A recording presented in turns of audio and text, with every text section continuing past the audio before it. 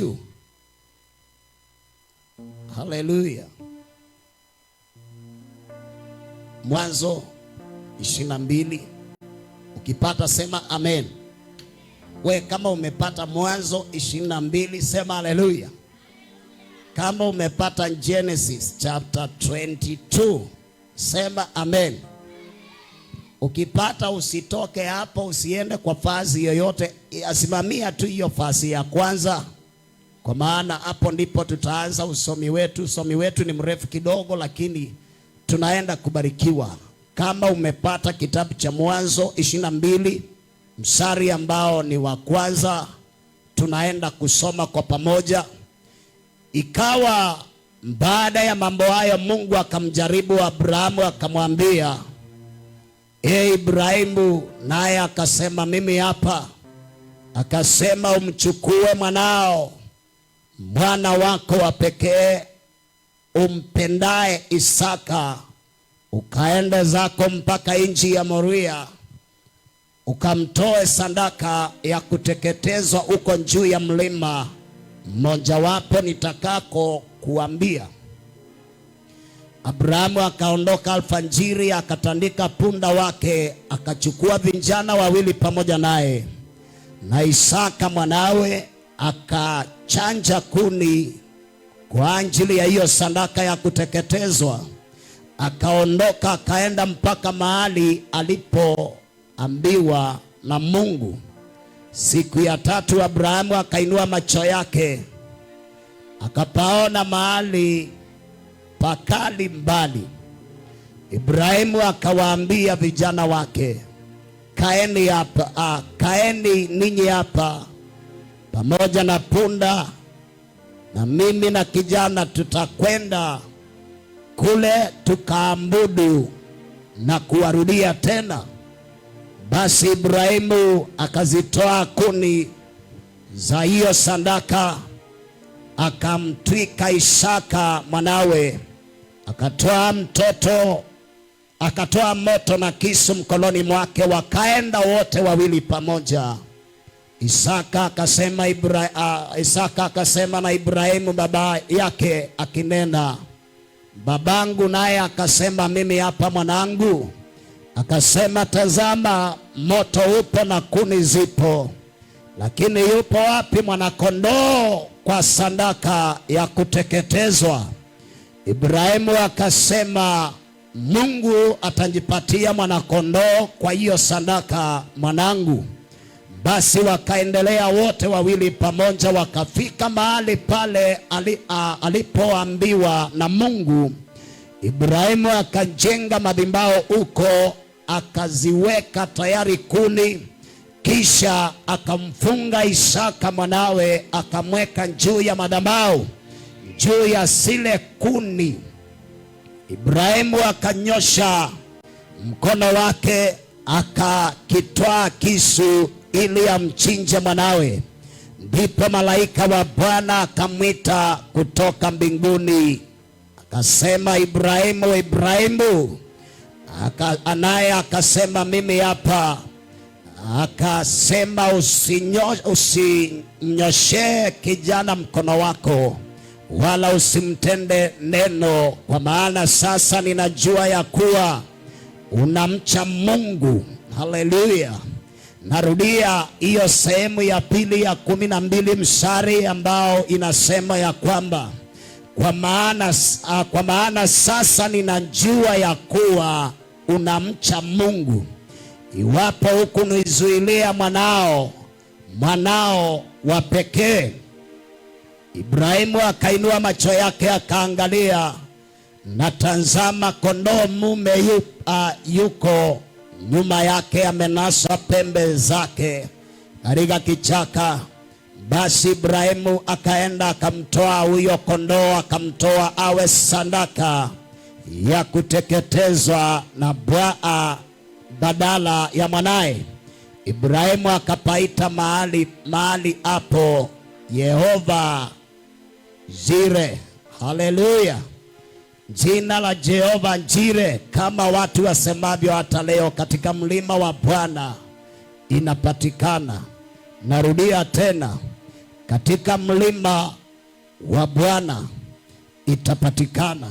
Malaika wa Bwana akamwita Ibrahimu mara ya pili kutoka mbinguni, akasema, nimeapa kwa nafsi yangu, asema Bwana, kwa kuwa umetenda neno hili, wala hukunizuilia mwanao wa pekee.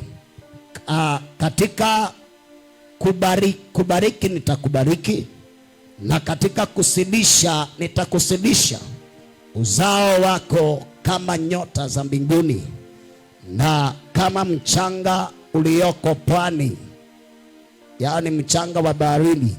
Na uzao wako utamiliki mlango wa adui zao. Mstari wa mwisho, na katika uzao wako mataifa yote ya dunia watajibarikia, kwa sababu umetii sauti yangu. Pigia Bwana Yesu makofi. Haleluya. Pigia Bwana Yesu makofi. Nataka nisome mstari mwingine ambao uko hapa wa mwisho, kitabu hicho ambacho ni cha Mwanzo. Kama uko Mwanzo, enda Mwanzo 8. Mwanzo 8 mstari ambao uko hapo wa 20. Mwanzo 8:20. Mwanzo 8:20.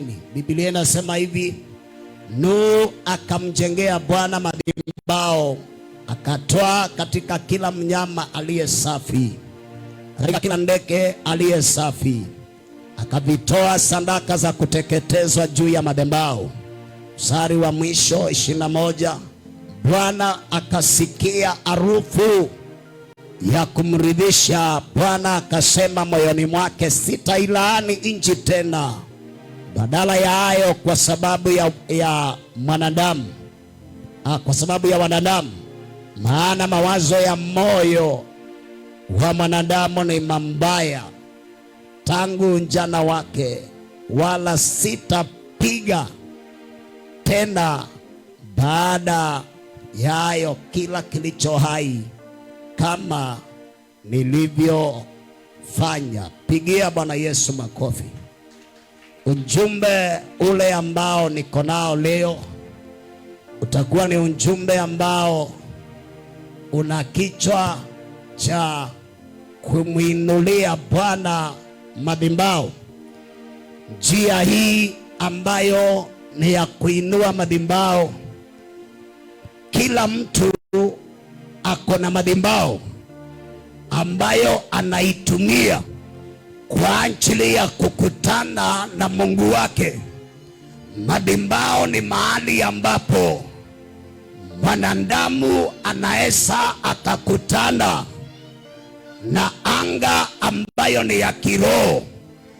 Ni mahali ambapo mahitaji halisi yanaweza yakatatuliwa kupitia supernatural power, na uwezo huu ambao ni wa kutatua ni uwezo ambao unatokana na Mungu. Hivyo ndivyo unaweza ukasikia wengine wakisema utaona, na kweli ukaona, kwa maana wanajua madhabahu yao vizuri, wanajua uhusiano wao na Mungu wao, wanajua commitment zao za kile ambacho wanafanya kwa Mungu wao.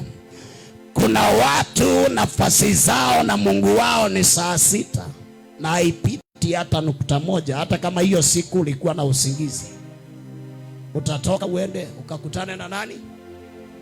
Haleluya.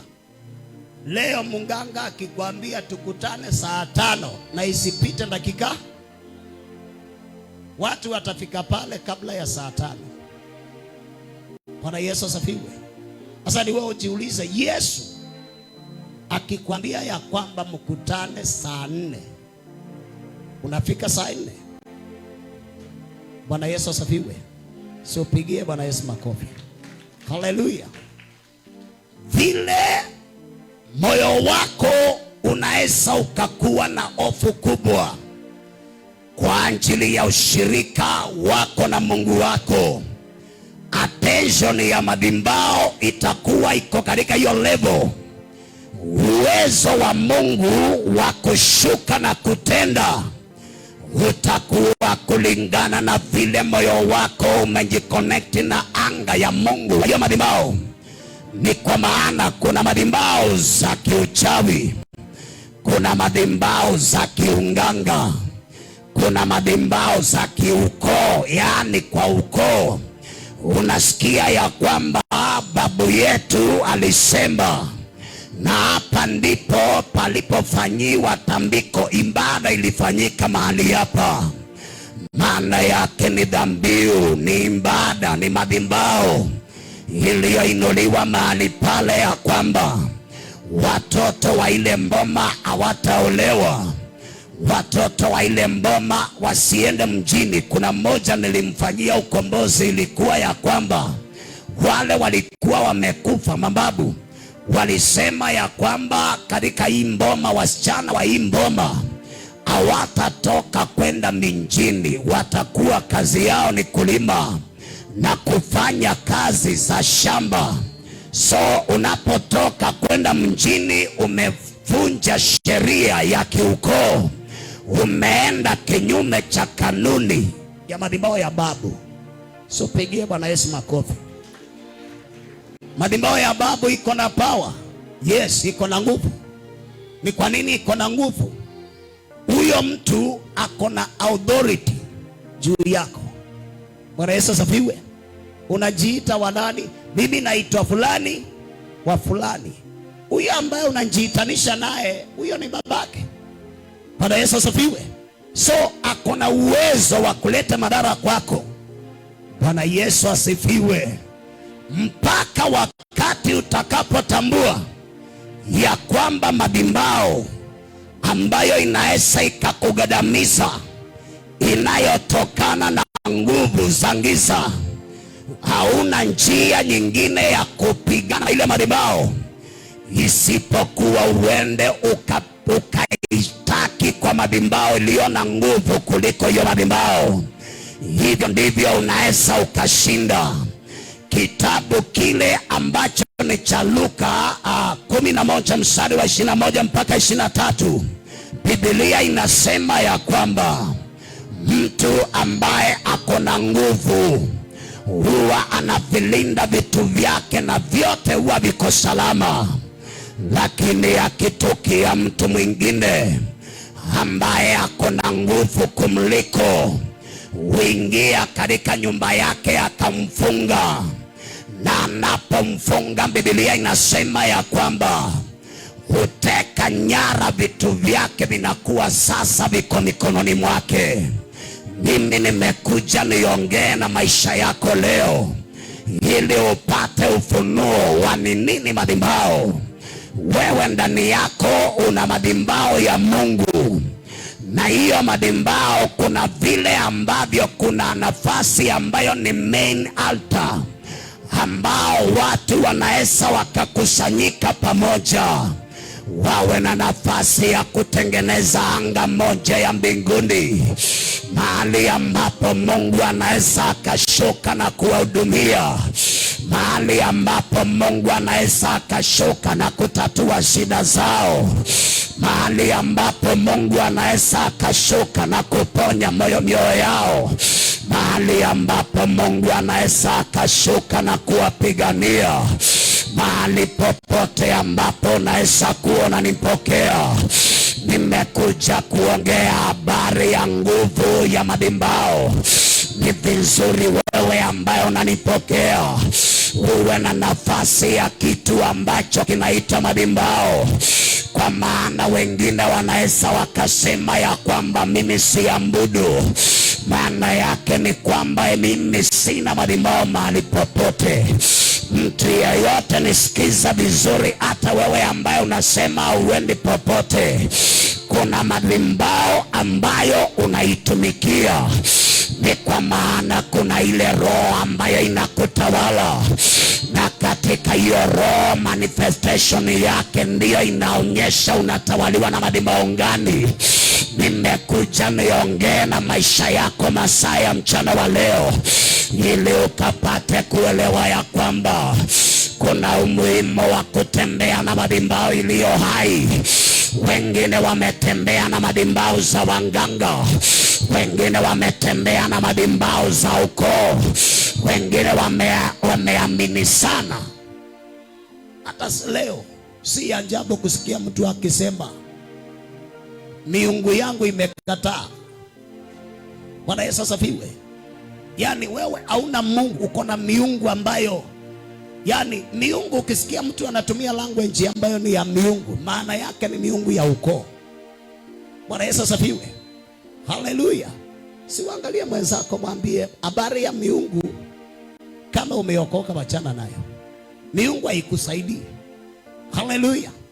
Biblia inasema ya kwamba Ibrahimu, Mungu alipokuwa amekusudia kutembea naye, alimwambia ya kwamba toka kwa watu wenu, toka kwa nyumba ya baba yako, toka kwa Mungu wa babako, uende mpaka mahali ambapo nitakuonyesha.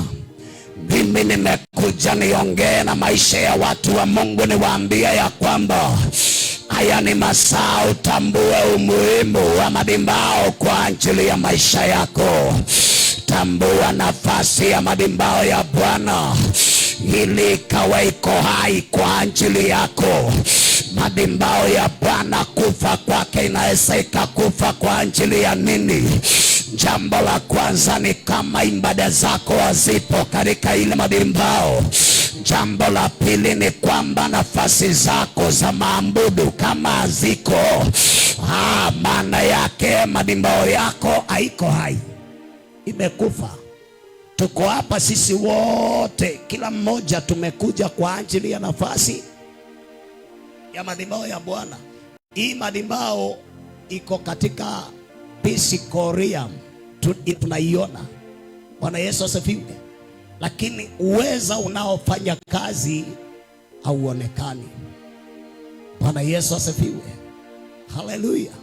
Hivyo ndivyo unaona Mungu akamtoa mwanae kama Ibrahimu wa pekee, ili kupitia kwa damu yake iwe ni dhabihu ya madhabahu ambayo siku zote itakuwa inaweza ikakupatia ushindi.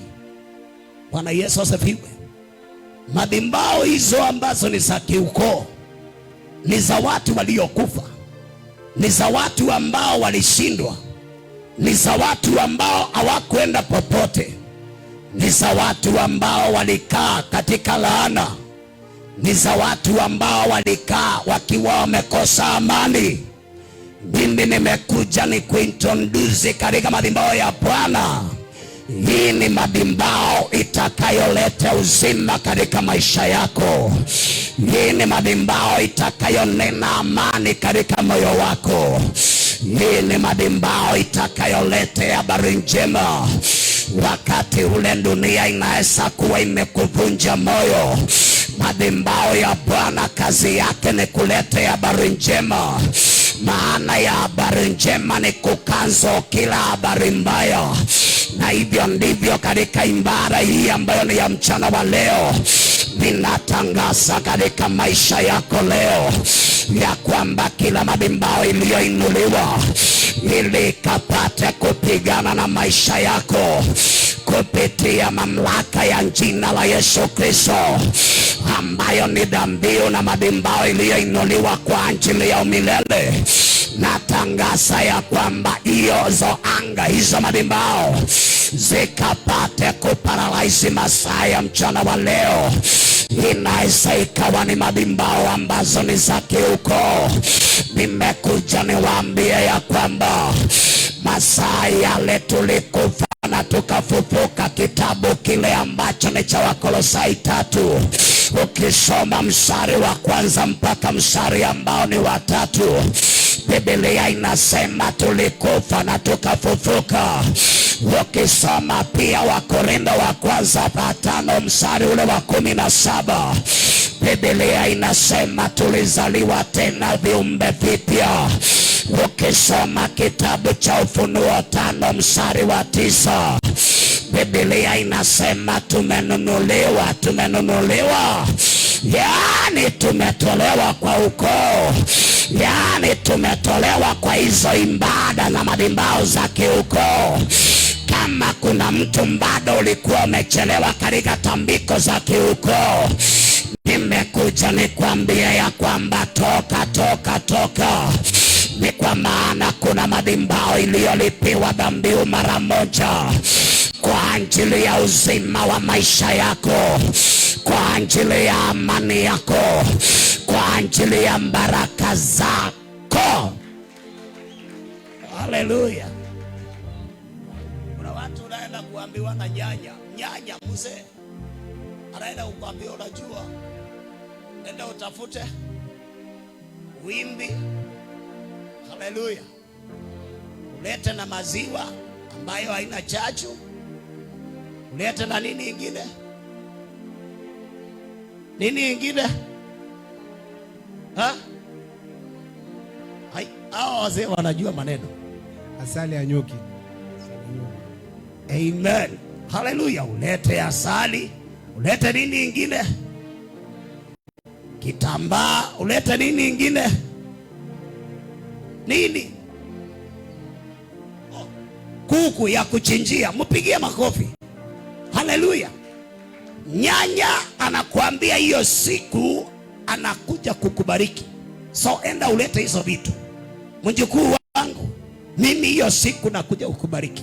Mimi nataka nifungue mawazo yako, upate kuelewa ya kwamba hauwezi ukarudi kuinitiate maisha yako na madhabahu za giza wakati uko katika njia ya wokovu.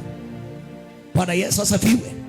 Kama kuna mahali unaambiwa ya kwamba lete kuku, huyo ni nyanya, ni sawa, ni nyanya kiukoo. Mheshimu sana nyanyako, mpende sana katika upendo ambao ni wa huyo ni nyanyangu. Bwana Yesu asifiwe. Lakini kwa habari ya kudanganywa enda ulete vitu, wewe unakuja kufungwa automatic na kuwekwa katika covenant za madhabahu za giza. Bwana Yesu asifiwe. Kanuni za madhabahu, hata wanganga wakiona miaka imeenda, Bwana Yesu asifiwe, wanatafuta kama mjukuu. Kama saa hii ukiangalia, unaona Florence bado ako na nguvu, anaambiwa lete kuku, lete wimbi, lete maziwa, lete nini ingine, asali, ulete hapa nikubariki. Lugha ile inatumika ni ya kubariki, lakini katika ulimwengu wa kiroho anakuja kutransfer. Anakuja kutransfer nini? Anakuja kutransfer manto. Kama vile katika njia ya kiungu, mambo ya utendakazi, mambo ambayo ni ya spirit ya kutumika, yanakuwa transferable. Hata katika ulimwengu ambao ni wangiza wana transfer hivyo. Bwana Yesu asifiwe. Hivyo ndivyo unaona ya kwamba baada ya hiyo ibada, hizo tambiko, unaanza kuona ya kwamba mna mikutano nyingi na kinyanya. Yule nyanya ameenda, lakini mbona usiku nilikuwa naona tumekaa chini, ananipeleka kule kwa shamba, naona tumeenda kule msituni, kuna vile niliona akinitembeza, akiniambia mahali fulani ni chimbe chimbe. Umeanza kuwa controlled na ile roho ya nani? Ya nyanya. Siangalie mwenzako, mwambie chunga sana nyanya. Haleluya. Anaweza kuwa si nyanya, kuwa ni mzazi wako, au anakupenda sana. Watu kama hao huwa wanapendwa sana. Akuja kuambia ya kwamba enda ulete vitu mwanangu, nataka nikubariki. Bwana Yesu asifiwe. Ni vizuri kutamka baraka. Mzazi asikuwe na chochote ambacho aidha ni hasira ama awe na kitu ya mawazo mabaya juu yako, lakini covenant yako ya baraka iko katika damu ya Yesu Kristo. Pigia Bwana Yesu makofi.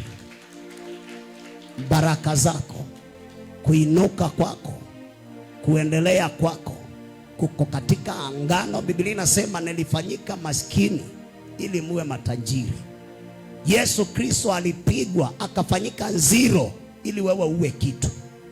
Bwana Yesu asifiwe. Na kupitia hiyo dhabihu na hiyo madhabahu mara moja iliinuliwa kwa ajili ya umilele. Masaa haya ambayo tuko nayo ya mchana wa leo, nimekuja niongee na maisha yako ili ukatambue umuhimu ambao ni wa kuinulia Mungu madhabahu kwa ajili ya maisha yako, upate kuelewa na kutambua uwezo unaotokana na madhabahu, nguvu zinazotokana na madhabahu. Wachawi wanakuroga kupitia altar, na wewe unaweza ukawashinda kupitia altar ambayo ina nguvu za Mungu.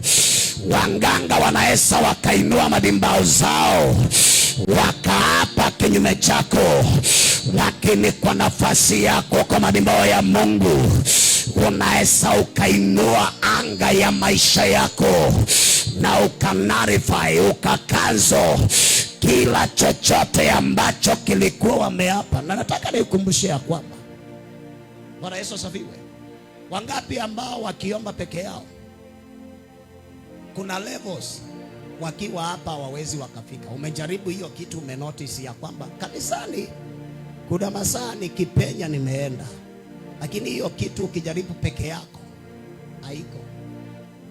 Bwana Yesu asifiwe, haleluya. Ni kwa nini haiko? Ni kwa maana nafasi ya Mungu kuhudumia watu wake aliweka kuwe na madhabahu. Hapo ndipo anaweza akaachilia akahudumia kila nasi. Kama saa hii, Bwana Yesu asifiwe, mimi ninaongea na watu wengi, lakini ninaongea na kila mtu individually. Kuna vile ambavyo ninakusaidia wewe personally. Huo ndio muhimu wa madhabahu. Kitabu kile cha Ibrania 10 mstari ule ambao ni wa 25, Biblia inasema msiache kukusanyika pamoja kama vile wengi wenu walivyofanya, na sana sana mkiangalia nini? Bwana Yesu asifiwe, mkiangalia ile siku ambayo inakuja. Haleluya, haleluya. Bwana Yesu asifiwe, haleluya. Si uangalie mwenzako, mwambie hata madhabahu ina umuhimu mkubwa kwa maisha yako. Watu wengi kushindwa kwao ni wapi? Ni katika madhabahu. Bwana Yesu asifiwe, haleluya. Uweza wa kumwendea Mungu unastahili utoke ndani ya moyo, si kwa kusukumwa. Bwana Yesu asifiwe. Ibada zako, na nilikwambia wakati mwingine kitabu kile cha Wakorintho, I think Wakorintho 9 hapo na mstari iko hapo inasema ya kwamba si kwa kusukumwa wala kwa lazima, kila mtu na atende kama alivyokusudia kutoka ndani ya moyo wake, kwa maana apandacho mtu ndicho atakachovuna.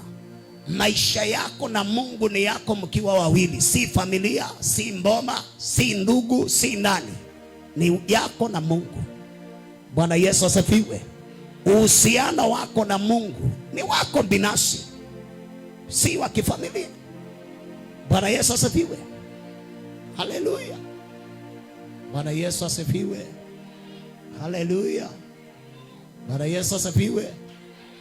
Jana tulikuwa kule shule tukifanya mtihani, na ikawa ile lecturer wetu alikuwa ni wa Nairobi, ni profesa. Kuna vitu alikuja pale akaanza kutuongelesha, ikawa sikaanza kuchanganya kila mtu. Bwana Yesu asifiwe, haleluya. Kila mtu, yani hiyo, kwani mlikuwa mnafikiria ni hivyo? Bwana Yesu asifiwe. Uhusiano wako na nani? Na Mungu ni wako binafsi. Bwana Yesu asifiwe. Yule mwingine tulikuwa naye wakati ule mwingine, kuna kitu alikuja akatuambia, ni askari wa presidential escort, wale wana escort nani? Rais. Alituambia na miaka 20 na ngapi, 27 kwa hiyo kazi. Na kuna kitu alikuja pale akatuambia sisi mnajua ya kwamba sisi kwa habari ya pesa kutoa, askari si rahisi.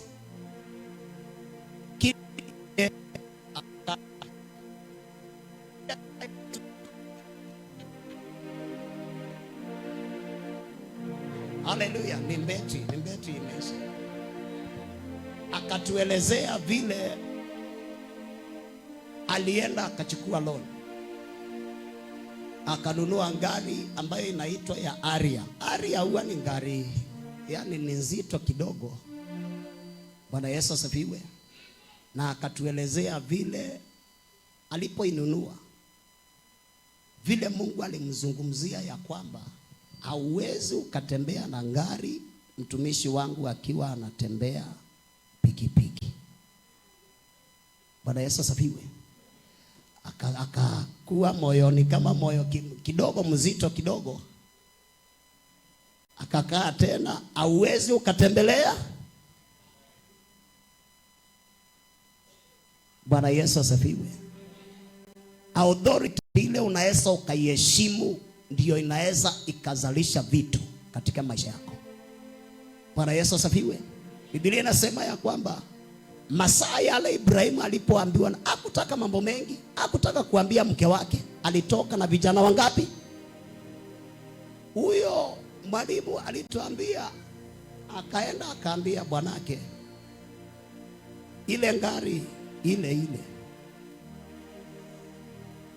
Mungu amesema niende nikabariki mtumishi wa Mungu, na tunaenda na wewe. Bwanake pia alituambia ni askari. Bwanake akamwangalia akamwambia, yale mapepo huwa mnaombea kule kanisani yametoka yakakuingia. Lakini akamheshimu na wakaenda mpaka kwa nani? Kwa pastor. Walipopeana ile ngari, yani pastor mpaka walishukuru, mpaka pastor ikawa ni kama pastor, yani ni kama yani mbingu imefunguka wakati huo. Mimi bado nataka nikuelezee power ya altar.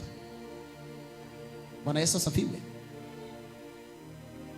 Akasema sisi tulikuwa tunaumia sana, lakini pastor alikuwa amemuona Mungu. Bwana Yesu asifiwe. Tukatoka pale na yale maumivu. Yani tukatoka pale. Kitabu cha Zaburi 126 Biblia inasema mstari ule wa 5 na 6, ingawa mtu anaenda zake akiumia anapochukua migomba yake kwenda kupanda, lakini wapandao kwa machozi watafuna kwa kelele za furaha. Akatuambia wakati huo wakaenda wakapanda ngari, wakaenda. Ikawa hapo maswali ni kama imeenda hivi, lakini yeye anajua kile Mungu alimwambia. Alituambia ile loni walikuwa wamechukua, hawakujua vile ililipwa. Waliambiwa imelipwa na hawajui ni nani amelipa. Bwana Yesu asifiwe. Hawakujua ni nani alikuwa amelipa. Na kutoka wakati huo akatuambia ako na magari mangapi? Ngapi? Bwana Yesu asifiwe. Na pastor hakuwaombea, aliwaambia hiki mmefanya, Mungu ambaye ninamtumikia awabariki. Hivyo tu ndio waliambiwa na wakaenda. Kitendo cha baraka akihitaji eti maombi, ile maombi kali eti pokea, hapana. Kitendo ndicho kinanena kwa Mungu, si issue ya mambo mengine. Bwana Yesu asifiwe. Ibrahimu moyo wake ukawa umefunguka sana kwa kusikiliza kutoka kwa Mungu. Na maandiko yanasema ya kwamba masaa yale alipokuwa amesikiliza, alitoka vile amesikia. Bwana Yesu asifiwe. Leo vitu vingi vyetu kwa Mungu, wengine tumezuiliwa na marafiki, wengine tumezuiliwa na watu wa familia, mpaka ukakonsult your brother, your sister, kitu ambacho Mungu anataka ufanye kwa maisha yako. Bwana Yesu asifiwe. Na hivyo ndivyo masaa ya Mungu kutenda. Utakuja kuangalia kile ulitumia hii njia au kufanya kile nilikwambia. Kuaccess Mungu kwa hiyo njia na hiyo system itakuwa ngumu. Bwana Yesu asifiwe. Maandiko anasema Ibrahimu alitoka, amesikia, toka ukanitolee mwanae wa pekee. Hivyo ndivyo Mungu alimwambia. Maandiko anasemaje? Akatoka. na vijana wake na punda. Maandiko anasema wakaenda mwendo wa siku 3, na ile siku ambayo ni ya 3 akainua macho yake kwa mbali, akaona mlima wa Moria, mahali pale ambapo Mungu alisema aende. Maandiko anasema ya kwamba akawaambia vijana, nyinyi mnaweza enda kusema ya kwamba nimechinja mtoto, kaeni wapi? Bwana Yesu asifiwe. Na akaenda mbele peke yake. Mambo ya kuapproach watu wale huenda kwa wanganga. Watu wengi hutembea peke yao. Hakuna mtu anaenda na kikundi, na hakuna mtu anasema naenda wapi. Bwana Yesu asifiwe. Lakini kwa Mungu unataka muwe na meza ya majadiliano. Bwana Yesu asifiwe. Hii tutatenda ama hatutendi? Msitende. Bwana Yesu asifiwe. Lakini ni faida ni kwako. Bwana Yesu asifiwe. Haleluya. Nafasi ya kile unafanya, faida ni kwa nani? Ni kwa maisha yako. Kwa maana kila madhimbao unayoinua kwa Mungu iko na uwezo na kiwango ambacho ni cha nguvu kwa ajili ya kudefend maisha yako. Bwana Yesu asifiwe. Na nataka ujue ya kwamba leo unaweza kumaanisha ya kwamba naamini Mungu sana, na pia kuna mtu naye anaamini nguvu za mganga sana kinyume chako. Kuna mtu anaamini devil worshipers sana kwa ajili ya nani? Anajua anaenda kukustaki kwa miungu na madhimbao za devil worshipers. Anajua hivyo. Na principles za huko anajua kile wanasema, na hicho ndicho huwa anafanya. Akiambiwa lete yule, unajikumbuka yule ambaye unampenda, analete saa hiyo hiyo. Ni kwa nini? Ni utiifu wa madhimbao. Bwana Yesu asifiwe.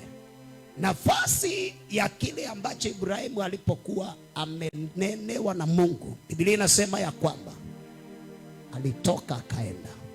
Ndani ya moyo wako, angalia mwenzako, mwambie tambua nafasi ya madhimbao kwa ajili ya maisha yako. Kuna watu unaweza ukatembea ukiwa empty, na hivyo ndivyo hata ukiamrisha. Haleluya. Hakuna kitu kinafanyika. Ukisema pepo shindwa, pepo anakuchekelea. Kwa nini? Kwa madhimbao hakuna moto, hakuna moto, hakuna kuni, hakuna nini. Bwana Yesu asifiwe. So ni vizuri uamke, uelewa ya kwamba mahusiano yako na Mungu si kule kazini. Makutanio yako na Mungu si kwa nyumba. Makutanio yako na Mungu si kwa barabara. Makutanio yako na Mungu ni kwa madhimbao yake. Hata Biblia inasema mtafuteni Mungu maadamu anaweza patikana. Kuna mahali ya umpati ni ngumu. Bwana Yesu asifiwe. Makutanio yako na Mungu ni katika nyumba yake, ni katika madhimbao yake, mahali alipopatenga na kupachagua kwa ajili ya ibada. Bwana Yesu asifiwe. Ibrahimu akaondoka na mahali pa kukutana na Mungu kwa nafasi ya safari ndefu. Hivyo ndivyo unaona katika moyo wako unapigana siku moja. Hata leo si unakumbuka kuna vile uliona mawingu ukasema si mvua inyeshe niwe na sababu. Haleluya. Hizo ndizo zile vizuizi ambazo Ibrahimu ilimbidi ashinde ndio akutane na Mungu, ndio aitwe baba wa mataifa, ndio aambiwe baraka zako zitakuwa kama mchanga wa baharini. Alishinda vishawishi vya mawazo vya kiroho vya maeneo, akatoka mahali alipokuwa na akaenda nchi ambayo ni ya mbali. Mwendo wa siku 3 haikuwa ni mwendo kidogo, ilikuwa ni mwendo mrefu, na walikuwa wako wameenda kwa miguu, walikuwa na punda, maana yake ni kusafiria. Na Biblia inasema ya kwamba walifika mahali, ikawa ya kwamba hapo wamefika, akaangalia kwa mbali, akaona, pigia Bwana Yesu makofi. Akaona ile inji ama mlima wa Moria ambao Mungu tayari alikuwa amemwelekeza ndipo mahali pa ibada. Bwana Yesu asifiwe. Nafasi yako na kuingia katika anga ukamilishe ibada zako si kitu ambacho ni safari ambayo ni ya kutoka ninaenda. Hapana. Watu wengi kwa ajili ya nafasi ya shetani vile ambavyo alivyo na mbinu za kupigana na anga zao, anaweza akawapatia hata ukawa uko hapa na wewe bado uko kwa kampuni, ukawa uko hapa na uko wapi, uko mtaani, uko hapa na bado unapika ile mchele kule kwa nyumba, uko hapa na mawazo yako yako kwa pilau mjioni, uko hapa na mawazo yako yako vile ambavyo ile chapati utaiteremsha masaa yale ambayo ni ya jioni. Bwana Yesu asifiwe. Kwa madimbao ya Mungu nia, malengo, mawazo na mioyo inastahili mwelekee Mungu, kwa maana hayo ni majira na wakati peke yake ambao Mungu anataka kutane na maisha yako, ambao Mungu anataka kunjenge, ambao Mungu anataka inue kiwango chako. Kuna mambo Mungu anataka atende na maisha yako katika madimbao yake. Hivyo ndivyo bila shaka masaa na majira ya kutembea katika madimbao ya Bwana. Hayo ni masaa ya kuwa na attention kubwa katika ulimwengu wa kiroho. Hayo masaa Mungu nena na watu wake. Hayo masaa Mungu wapatia watu wake mwongozo. Hayo masaa Mungu rengeshea watu wake. Hayo masaa Mungu peana vitu ambavyo havikuwepo. Biblia inasema ya kwamba baada ya Ibrahimu kwenda katika madimbao ya Moria, maandiko yanasema aliyekaliweka akaweka kuni vizuri, na maandiko yanasema ya kwamba akaichukua mtoto wake akamfunga akamweka, na alipokuwa akinyosha mkono wake kuchukua kisu ili akapate kumchinja, maana yake ni kwamba siku hiyo ilikuwa mtu kitu ambacho alikipenda sana ndicho kilikuwa sadaka. Biblia isemi alikuwa na watoto wengine. Biblia inasema mwanao wa pekee. Haleluya. Tuliona Yesu na yule mwanamke ambaye ni wa senti ngapi? 2. Yesu akasema huyu ndiye ametoa zaidi. Wengine wanatoa kulingana na utajiri wao, lakini huyu ametoa moyo wake. Haleluya. Mungu anangojea moyo wako ukamnguze na ibada zako kutoka ndani ya moyo wako.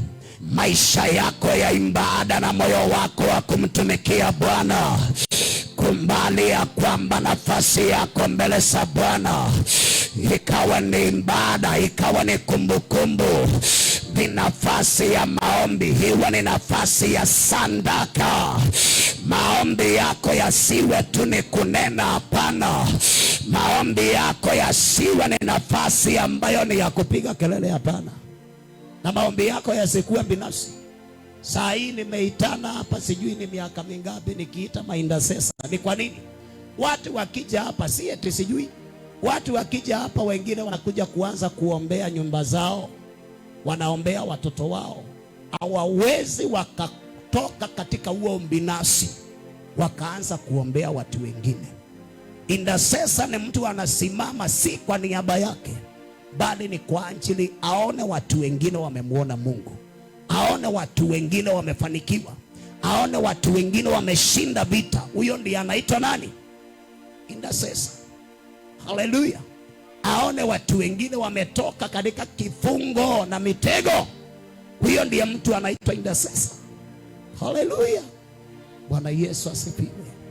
Maombi yako, maombi yako Mungu anayangojea yawe ni sacrifice, yawe ni sadaka, iwe ni kitu ambacho kinaweza kikawa na manukato, kikawa kina impact katika ulimwengu wa kiroho, kitu ambacho kinaweza kikakuzalishia matunda na matukio ambayo ni ya kutia moyo. Bwana Yesu asifiwe. Haleluya. Masaa ambayo tuko nayo ya mchana wa leo ndani ya moyo wako unaweza ukafunguka kuelewa umuhimu wa nini wa madhabahu. Bwana Yesu asifiwe. Haleluya. Madhabahu si mahali pa kuja kukusanyika, hapana, ni mahali pako binafsi. Unajiwakilisha wewe binafsi, uko na issue zako kwa Mungu binafsi. Unataka Mungu akunjenge binafsi. Unataka ibada yako si ibada ya kanisa, ibada yako binafsi. Bwana Yesu asifiwe. Na kama hujasikia vizuri, ibada ni yako, si ya jirani. Maombi ni yako, kile unaomba. Hata leo ukasimama na maisha ya watu wengine, kile umefanya kimekujenga. Vile unasimama na wao, wafikiria Mungu hata kutayarisha, hata kupatia tena kwa ajili ya kusimama na wengine, hata kupatia zaidi. Utakuwa kama mfereji, maji yanayobubujika. Yesu alimwambia yule mwanamke, kitabu cha Yohana 4, ya kwamba kama ungetambua anayekuambia nimpatie maji, angefanya bubujiko la maji ndani yako. Mungu anataka uwe na nafasi ya kuonyesha ya kwamba umetii sauti yake, na yeye afanye bubujiko ndani yako. Alete utele wa kile kimekosekana, alete utele wa kile ambacho kinakusumbua, alete utele wa kile ambacho umekosa.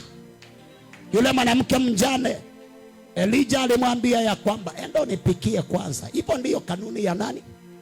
Ya madhabahu ya Mungu. Enda upike kwanza uniletee. Akamwambia kile nilikuwa niko nacho ilikuwa ninapika mimi na nani? Na mwanangu. Tule na tufe. Imebaki kama mafuta kidogo, imebaki kaunga kadogo. Bwana Yesu asifiwe. Akamwambia enda unipikie kwanza. Bwana Yesu asifiwe. Hivyo ndivyo Mungu alivyo. Kwa lugha nyingine, kwa ulimwengu wa kuonekana, Mungu ni kana kwamba alikuwa na mtapeli huyu mama na ni mjane. Lakini katika principles za kimbinguni, principles ambazo ni za kiibada, na wewe ukifikiria, unafikiria huyu mtumishi wa Mungu alikuwa amebeba nini? Alikuwa amebeba madhabahu ya Mungu kuileta katika nyumba na maisha ya yule mama. Na Biblia inasema ya kwamba kutoka siku ile, lile pipa alikupungua, yale mafuta hayakupungua, yaliendelea kuonekana bado. Kesho imekaa ni kama inaisha, kesho bado imejaa. Bwana Yesu asifiwe. Utele huu unatolewa na nini? Ni kutokana na kanuni za madhabahu. Madhabahu inaweza ikabadilisha mambo. Bwana Yesu asifiwe. Weka ile Genesis chapter 8 verse 20 na 21. Haleluya.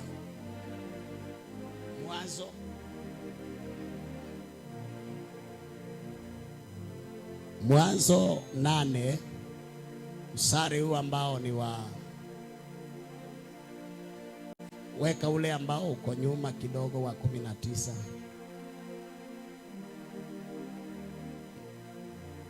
Biblia inasema hivi: kila mnyama na kila kitambaacho na kila ndege na kila kinachokwenda juu ya nchi kwa kabila zao wakatoka katika safina.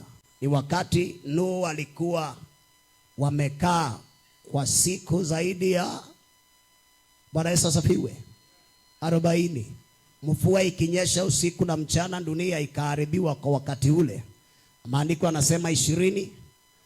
Hapo wametoka wale waliokuwa wamehifadhika, na Biblia inasema ya kwamba Nuhu akamjengea Bwana madhabahu, akatoa katika kila mnyama aliye safi na katika kila ndege aliye safi, akavitoa sadaka za kuteketezwa juu ya madhabahu.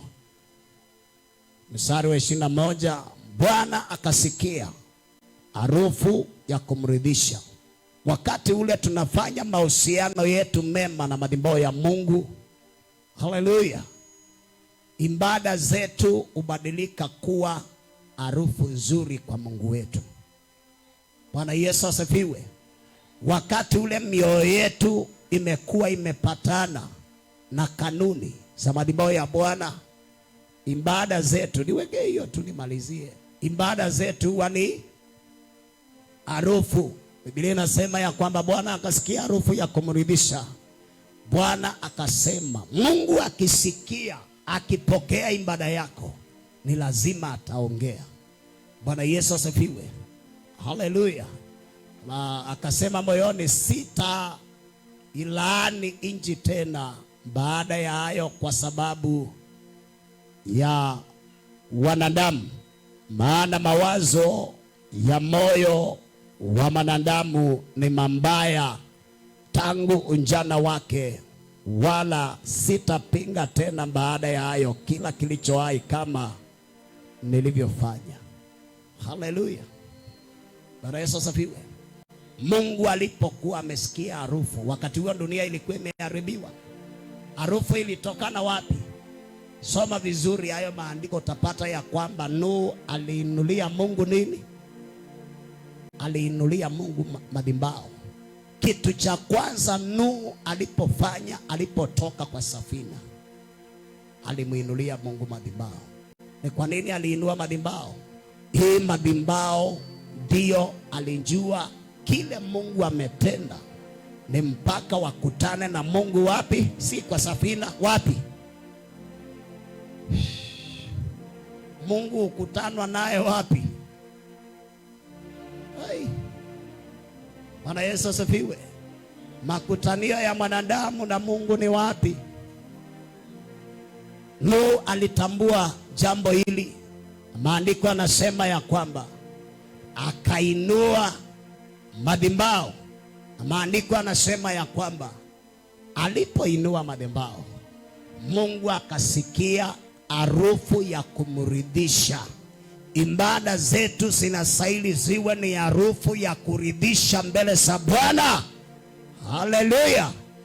Na Biblia inasema ya kwamba Mungu akaongea baada ya kuridhishwa na ile ibada, akaongea kwa ajili ya Nuhu na mwanadamu. Bwana Yesu asifiwe. Unaweza ukasababisha mambo yakabadilika. Unaweza ukangeuza hatari iliyowekwa. Unaweza ukabadilisha vitu ambavyo vimeandikwa. Wameandika kama wanadamu wakitumia authority zao, lakini kuna authority moja ambayo ina uwezo wa kubadilisha, na authority hii ni jina la Yesu Kristo. Kupitia njia yako na ibada zako, unaweza ukabadilisha mambo yaliyopangwa. Vitu ambavyo vimeandikwa unaweza ukavibadilisha katika madhabahu ya Bwana. Kitu ambacho kimepitishwa unaweza ukakibadilisha kupitia nguvu za Bwana. Nimekuja niongee na maisha yenu leo, niwaambie ya kwamba kuna uwezo katika madhabahu ya Bwana.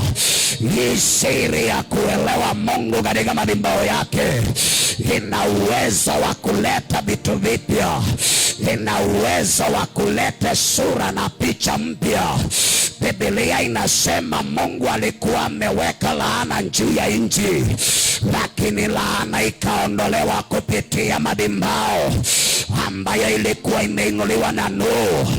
Maandiko yanasema ya kwamba ni kwa maana moyo wa mwanadamu ni mbaya, yaani huwaza maovu tangia siku za ujana wake mpaka siku zake za uzee. Moyo wa mwanadamu. Usitarajia ya kwamba kuwe na ukamilifu kwa mwanadamu. Hakuna mwanadamu mkamilifu. Bwana Yesu asifiwe. Na kitu kingine, usitarajia ya kwamba kwa wakati huu ukakutane na waliookoka eti kanisa unajua imekamilika sana.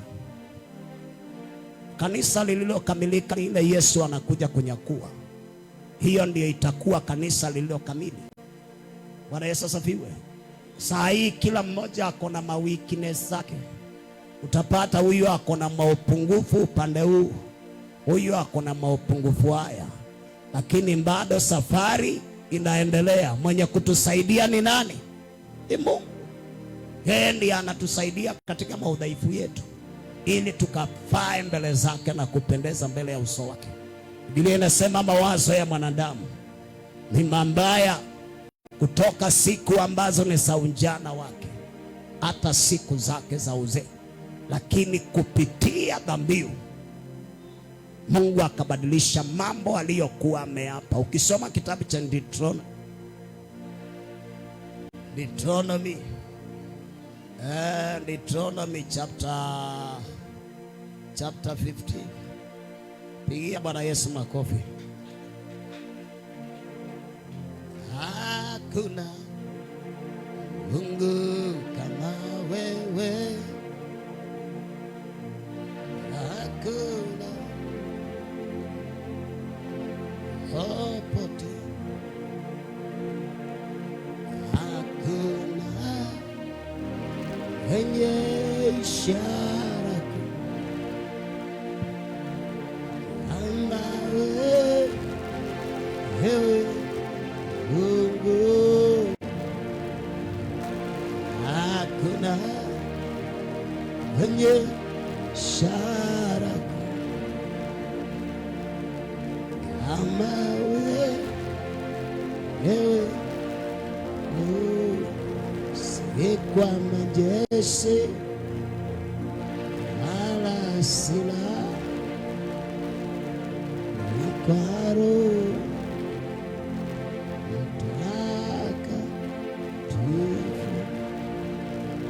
nguvu za giza zimeshindwa kwa jina la Bwana Yesu. Nguvu za giza zimeshindwa kwa jina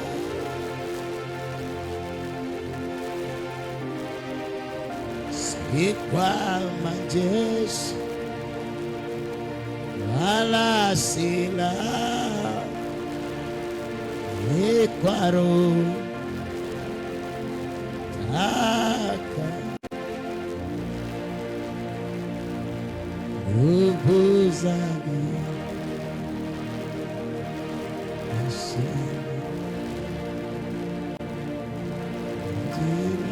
kitabu cha Kumbukumbu la Torati 30 mstari wa 15. Bwana Yesu asifiwe. Angalia, nimeviweka hivi leo, nimekuwekea leo mbele yako uzima na mema, mauti na mabaya. Kwa hivyo na kuangiza leo kupenda Bwana Mungu wako, kuenenda katika njia yake na kushika maagizo yake na amri zake na hukumu zake, upate kuwa hai na kuongezeka. Bwana Mungu wako apate kukubarikia katika nchi uingiayo. Haleluya, haleluya. Bwana Yesu asifiwe. Kisoma hapo nyuma, Biblia inasema ya kwamba kitabu cha Genesis, mwisho wa vyote vilivyo hai umekaribia, kwa maana mimi nilimuumba mwanadamu lakini na njuta. Hapo ndipo laana iliingia. Wakati huo ndio ilikuwa anakuja kuweka ngarika. Bwana Yesu asifiwe. Na maandiko anasema kitu ambacho kilikuwa kimepangwa na kimewekwa tayari kiko katika system ya dunia, Mungu akakikazo kupitia mtu mmoja mwenye ufunuo wa madhabahu. Bwana Yesu asifiwe. Vitu vinavyosumbua watu kwenu unaweza kavikazo kupitia ufunuo wa kuelewa madhabahu ya Mungu, kazi yake kwa maisha yako. Unaweza ukaponya watu wenu kupitia madhabahu ya Bwana. Unaweza ukaponya wazazi wako kupitia madhabahu ya Bwana. Unaweza ukaponya miaka ya kwenu, ukabadili mambo ambayo yamekuwa kupitia madhabahu ya Bwana. Vitu vilivyotamkwa ukakuja ukatamkiwa katika madhabahu ya Bwana. Madhabahu ya Bwana utamka badala ya kile dunia ilichotamka kinyume chako. Ukakuja ukanenwa mema kwa kile dunia ilichokunena mabaya. Bwana Yesu asifiwe. Madhabahu ya Bwana. kazi yake ni kuleta, ni kuzalisha uhai, ni kuzalisha uzima, ni kuleta mema katika njia ya maisha yako. Madhabahu ya Bwana kazi yake ni kuumba vitu vilivyo hai kwa ajili ya maisha yako. Madhabahu ya Bwana kazi yake ni kuumba vitu vipya. Maandiko yanasema ya kwamba kukazaliwa nchi mpya na anga ya mbingu mpya, nchi ambayo sio ile iliyokuwa ya kale. Mungu akaifutilia mbali kizazi kilichokuwepo na akaweka uzao mwingine. System ya dunia ikaanza tena, na Mungu akasema ya kwamba sitawahi tena kuiharibu dunia kwa maji, na akaweka ile rainbow ambayo huwa inatokea kukitaka kunyesha. Unaona, inatokea kama ishara ya kile Mungu alichosema utanyesha, lakini hiyo mvua haitapita kiwango cha kuharibu nchi. Hiyo ni angano ya Mungu aliyoweka na maisha ya mwanadamu kupitia nani? Nuhu. Bwana Yesu asifiwe. Ibrahimu akaitwa baba wa mataifa. Bwana Yesu asifiwe. Biblia inasema ya kwamba uzao wako utamiliki kwa malango ya adui zao. Bwana Yesu asifiwe. Hauwezi ukamiliki kwa maadui, lakini Bwana akisema utamiliki katika malango yao, utamiliki. Ni kwa nini? Uweza wa nguvu za Mungu hauwezi ukashindwa na chochote.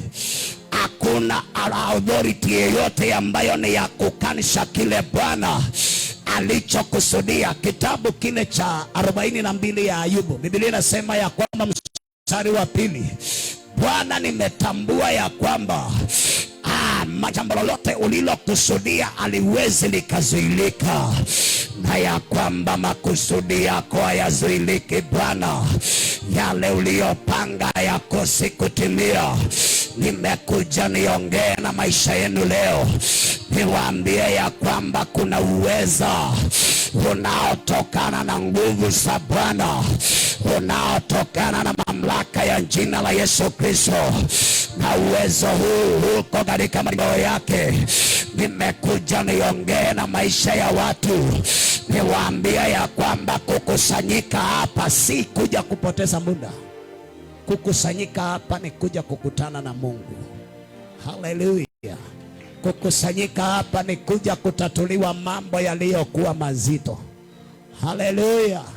Kuna vitu ukikaa navyo kule mtaani utapatwa na pressure, lakini kwa madhabahu ya Mungu unatoka hapa ukiwa na amani. Ni kwa nini? Ni kwa maana authority inayooperate hapa ilishinda dunia. Yesu alisema kitabu kile cha Mathayo 17 ya kwamba kwa maana nalishinda, not Matthew, John chapter 17, kwa maana nalishinda hata na nani? Na nyinyi mtashinda. Haleluya.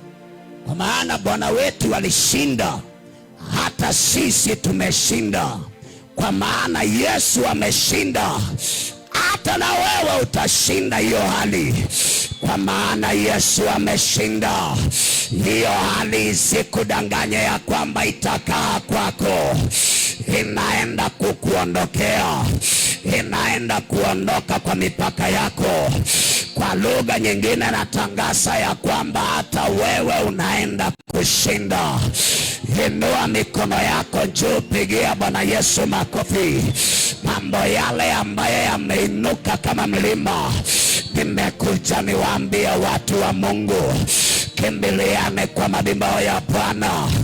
Yeyote ambaye unanisikiliza popote pale ulipo, nimekuja nitangaze ya kwamba yaliyoshindikana kwa madhabahu za giza, yaliyoshindikana kwa madhabahu za wachawi, yaliyoshindikana kwa madhabahu za waganga, yaliyoshindikana kwa madhabahu za devil worship, wamekupeleka baharini masaa ya usiku na hali imebaki kuwa ile ile.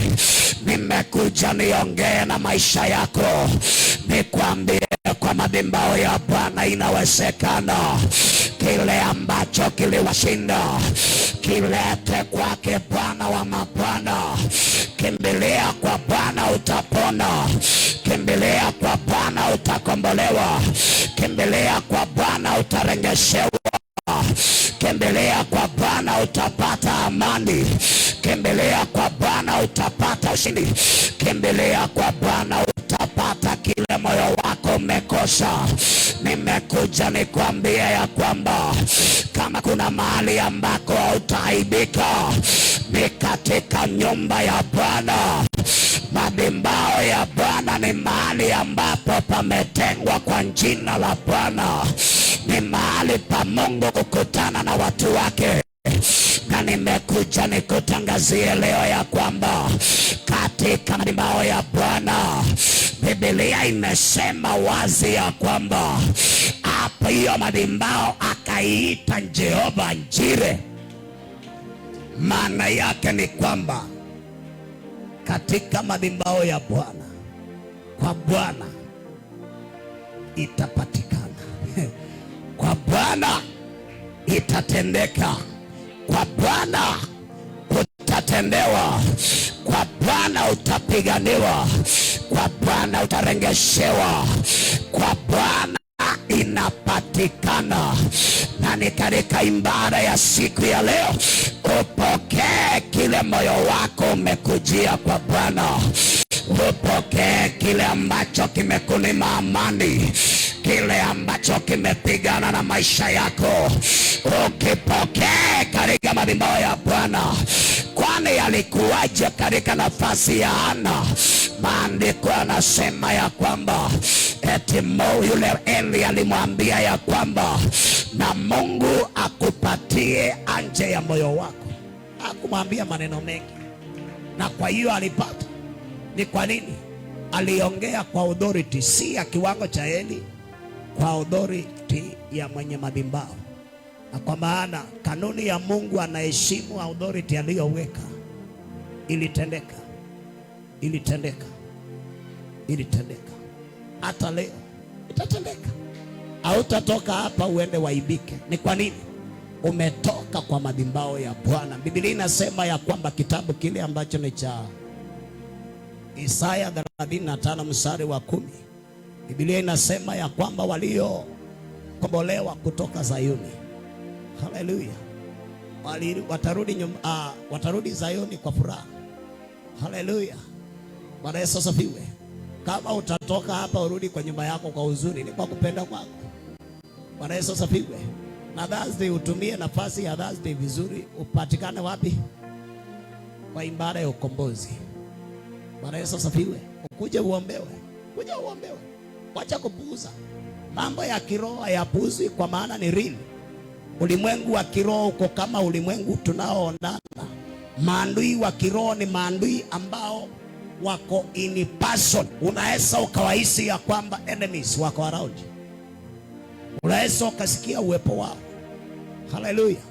Kama vile hapa umekaa unahisi uwepo wa jirani yako. Maadui zako katika ulimwengu wa kiroho unaweza ukasense ya kwamba kuna kitu kinaendelea. Bwana Yesu asifiwe. So haya ni masaa ndani ya moyo wako upate kuelewa ya kwamba kwa madhabahu ya Bwana inatendeka. Kwa madhabahu ya Bwana inapatikana. Kwa madhabahu ya Bwana utapiganiwa. Kwa madhabahu ya Bwana hiyo vita itaisha. Kwa madhabahu ya Bwana maamuzi yaliyoshinda mahakimu na madaktari yataamuliwa kwa madhabahu ya Bwana na itatendeka. Kile ambacho kilishindikana kwa authorities zingine, kwa madhabahu ya Bwana inaenda kuwa rahisi, inaenda kutendeka kiwepesi. Haleluya. Inaenda kutendeka kiwepesi kwa madhabahu ya Bwana. Kwa madhabahu ya Bwana. Kwa madhabahu ya Bwana itatendeka. Hata leo itatendeka. Hata leo itatendeka. Hakuna Mungu kama wewe. Hakuna Mungu kama wewe. Hakuna Mungu kama wewe. Hakuna Mungu kama wewe. Hakuna Baba. wewe.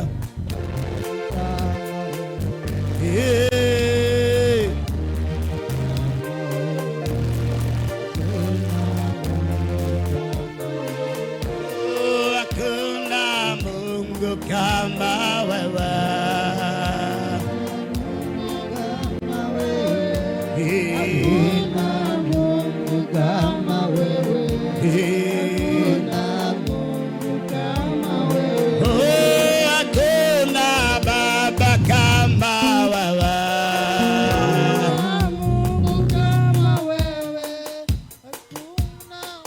Fungua kinywa chako, mshukuru Bwana kwa ajili ya ibada. Mshukuru Bwana. Kila mmoja simama kwa miguu yako. Haya si masaa ya kukaa. Inua mikono yako juu, mshukuru Bwana. Mshukuru Bwana kwa ajili ya ibada. Ndiye Bwana, ni asante kwa neema. Shukuru Bwana kwa kile ametenda kupitia neno lake. Neno lake ni moto. Neno lake ni ushindi. Neno lake ni baraka. Neno lake ni urejesho. Ndiye Bwana, ni asante. Shukuru Bwana kwa neema. Shukuru Bwana kwa mamlaka. Shukuru Bwana kwa yale ametenda. Shukuru Bwana. Bwana, Bwana, ndiye Bwana, ni asante. Asante. Shukuru Bwana. Inua mikono yako juu. Baba, ninakutukuza na ninakubariki kwa ajili ya neno lako. Asante kwa ajili ya ibada ambayo umetujalia siku ya leo. Peke yako wewe ndiwe mfalme. Tumekuwa mahali hapa tangia ibada hii ilipoanza asubuhi. Kipindi cha sifa na kwa neno lako Bwana. Tumesikia neno lako. Bariki maisha ya watu wako. Bariki nyumba zao. Bariki kazi ya mikono yao. Bariki watoto wao. Bariki familia zao. Wabariki wakitoka asubuhi na jioni wakirudi. Wabariki kule kwa makambuni. Wabariki kule kwa biashara. Hakuna uchawi. Hakuna unganga. Maroho yanayotembea Mombasa kulaani biashara za watu, ninaachilia damu ya Yesu kwa biashara za watu hawa, ya kwamba mapepo yakakutane na moto ulao, ya kwamba wachawi wakakutane na pawa, katika jina la Yesu Kristo. Anga ya watu hawa nimeibariki. Anga ya miaka yao imebarikiwa, na kutoka leo maisha ya kila mmoja yafanikiwe. Kuwe na amani, kuwe na afya nzuri Bwana, kuwe na ufunuo kwa kila mmoja Bwana. Ni asante, wewe wastahili, wewe ndiwe Bwana. Kuna mwingine kama wewe, kuna mwingine kama wewe, kuna mwingine kama wewe Bwana. Stahili utukufu, stahili na heshima, stahili na ibada. Tawala milele na utukufu Bwana. Tutatukuka na tenda mema. Bariki njia za watu wako. Programu inayokuja imebarikiwa Bwana. Ni asante. Wabariki watu wako, wape mioyo ya kukupenda na kukutumikia. Kwa jina la Yesu Kristo tunaomba, amen. Bwana Yesu